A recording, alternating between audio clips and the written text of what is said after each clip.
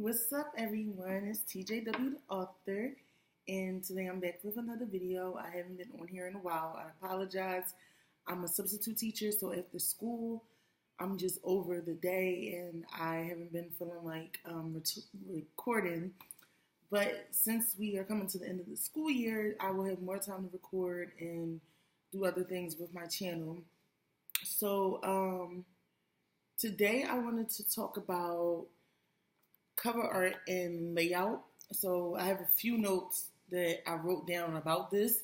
I actually recorded this video three times last month, and for some reason it was not letting me upload it. It was not letting me send it, and I just was tired of trying, so I said screw it. I'm just gonna basically just redo it later on. So I'm gonna try to do this today.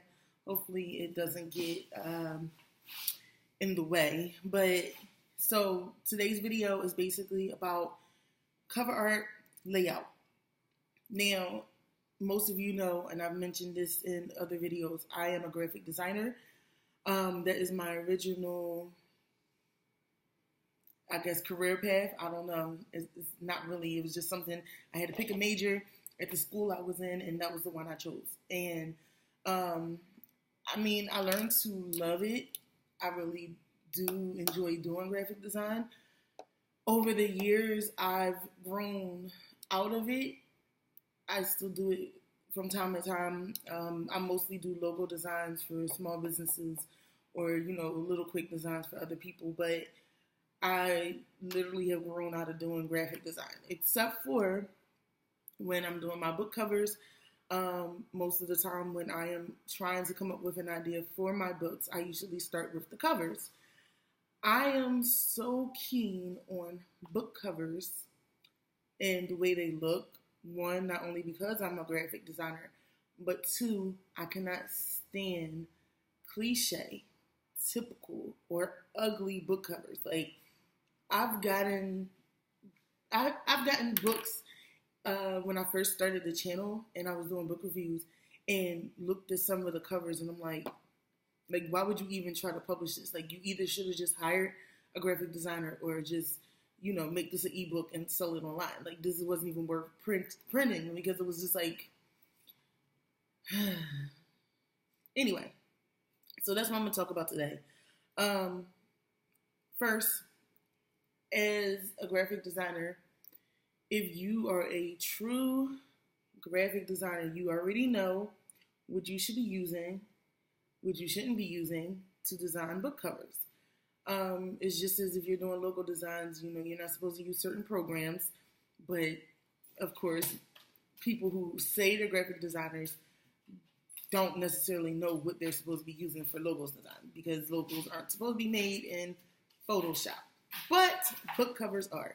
So if you have access to Photoshop, Adobe Photoshop, I feel like that's the easiest way to make a book cover.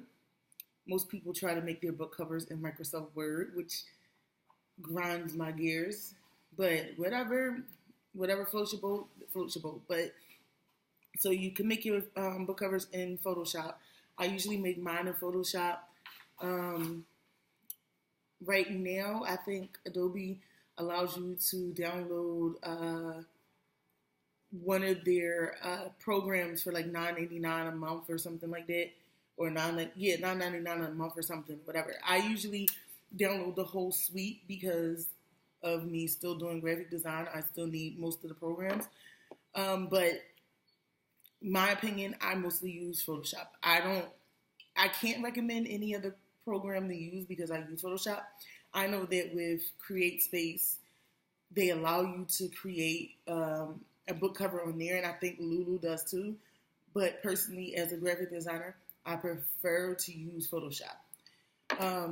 If you don't have graphic design skills and you want your book to look amazing, like you want your cover to be absolutely professional and amazing, the best thing you can do is hire a graphic designer, a professional graphic designer, not somebody that just knows how to cut a picture out and put it in Photoshop, but literally someone who knows how to layer, who knows lighting, who knows, format, laying out, all of that stuff. You need a professional graphic designer because you want your book to look absolutely professional.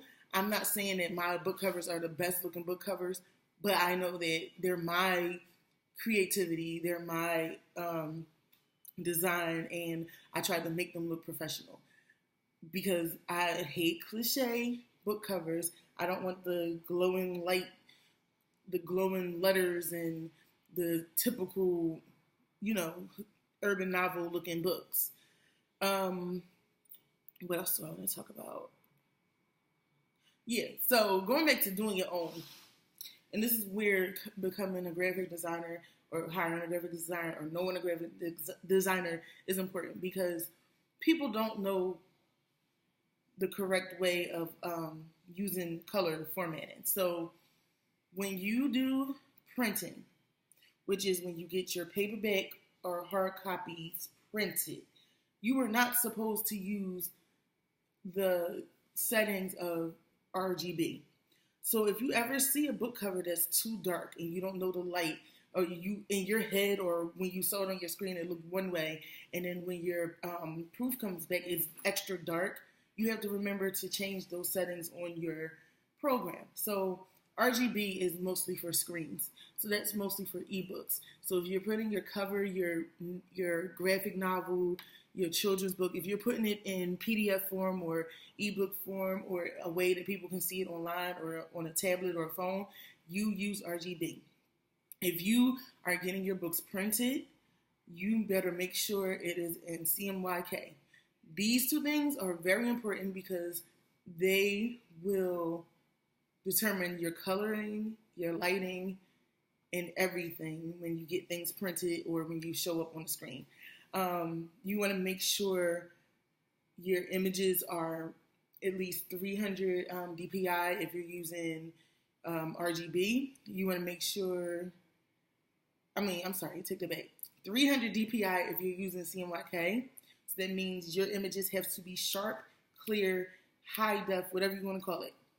It's 72 for RGB because I think it just needs to be clear enough to be legible. The other thing is I want to talk about is, what was it? Oh, speaking of book covers. Now, people, the most important thing you need to do is pay for stock images. Do not go on Google, find a picture, download it, paste it onto your cover, and think that you have this banging, best-selling cover, and people are going to just fall all over your books. No. Why? Because 1, it's illegal. 2, you never know who used that same image. And 3, most of the time you don't check and see if there are watermarks on them, and they will show up on your printing when you go to get your book covers printed. I learned this mistake with Fat, Black, and Educated.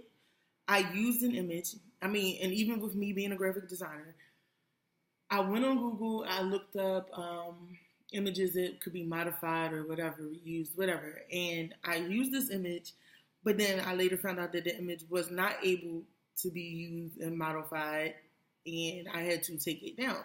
So I had to change the cover of my Fat, Black, and Educated and change it to a whole other cover, layout, all of that stuff. That's a really important thing that you have to keep in mind is making sure your stock photos are paid for, making sure that they're not being used over and over. Because I've seen, in the last year, I've seen so many urban novels using the same 3 females that they've all gotten off of either the Pixabay, or they try to use the Adobe one, but if you don't pay for it, then you're just basically just recycling other people's images. What else? Layout. Now, layout, that's done in a totally different program than Photoshop. So once again, Photoshop is for one thing, Illustrator is for one thing. I do my layout in InDesign. That's another reason you should have professional people do your layout, because other than that, you would have to use Microsoft Word, and that's just to have your words put onto the page and whatever. But if you wanted to look professionally laid out, you wanted fancy lettering, images put on, my strong recommendation is Adobe InDesign. Also with Adobe InDesign, is pretty good for books that are being made interactive. So if you have an interactive book, Adobe InDesign is a good place to do that. A lot of people don't know about any of these programs because they literally will hire a graphic designer. But to save money, which I do because I do all my stuff myself, I think it's best to do it yourself and learn how to do it. So, I mean, there's plenty of things online where you can learn how to use InDesign. There's plenty of things online where you can learn how to use Photoshop. Myself, I offer basically good prices to teach people how to do this stuff. I teach different classes for it. So Photoshop, I can teach people. InDesign, I can teach people. I can teach all of them, and you will have a whole like lesson that people spend thousands of dollars on for maybe $50 a class or something. But yeah, any of that stuff, I feel like it's best to get a graphic designer. And if you can't get a graphic designer or you want to save money, at least get some lessons, learn how to do it, get on YouTube, check videos out for it, whatever. Any of that stuff is all there. You have resources all over now. But I'm going to end the video basically because I feel like I'm getting all over the place. But that was mostly what I wanted to talk about. Cover, layout, stock photos, just making sure your book looks professional. Because, I mean, I feel like 9 times out of 10, that's the reason why a lot of books don't sell. And you can have a great story, but if your book sucked on the outside, and I know people say you never judge a book by its cover, but sometimes your book covers need to be judged, because other than that, I'm not picking it up and reading it if it looks like trash.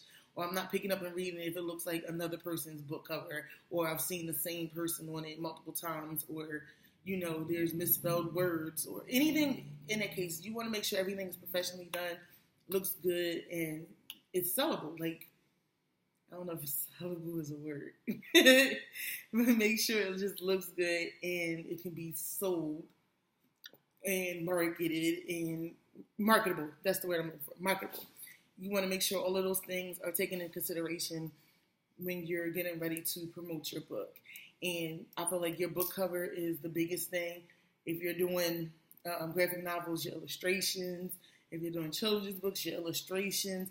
Any of those things, you want to make sure they're professionally done and on point. So that's it for this video. If you want to follow me TJW_the_author on Instagram, TJWTheAuthor on Twitter, TJW, I think it's _the author on Snapchat, not sure, it's in the link. If you want me to do a book review, you can email me at TJWTheAuthor@gmail.com. Check out my blog, TJW or TimiaWilliams.tumblr.com. Yeah, other than that, that's all I have for today. Hopefully this was informative, and see y'all next time.